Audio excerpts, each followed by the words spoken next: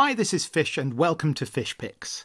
Today we'll be taking a look at the tradition of love locks and I'll show you what I'll be doing with mine.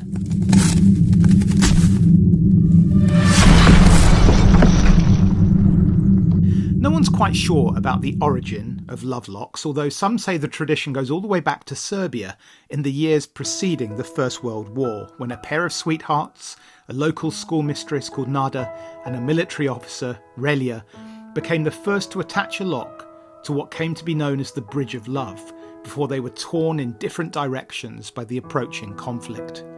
Sadly, the story goes that while fighting in Greece, Relja fell in love with a local woman, and so the engagement was ended and Nada died some years later from a broken heart.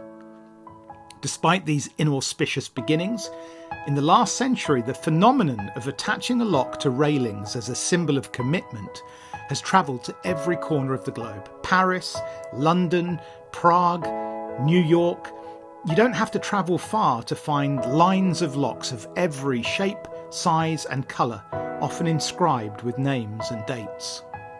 Some come to these places to propose, attaching their story of love to the bridge before tossing the key into the water below as proof of the bond that will last a lifetime.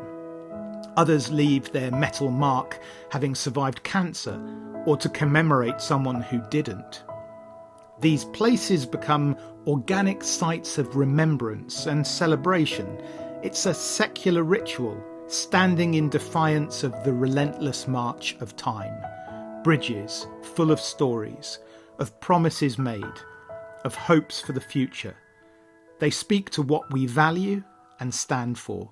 But as is so often the case with human beings, these individual acts exact a heavy toll when scaled upwards.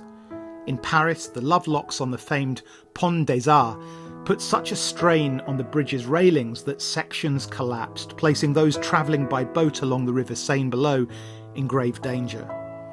And in other sites of historic interest where love locks tend to gather, long-term damage has been inflicted on monuments until local authorities have been obliged to intervene and remove them in order to protect their heritage.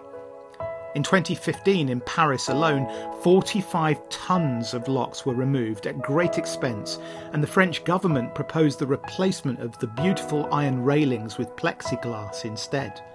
And of course, no one who pledged their love with a lock did so maliciously or without respect for their setting, but the damage was done nevertheless.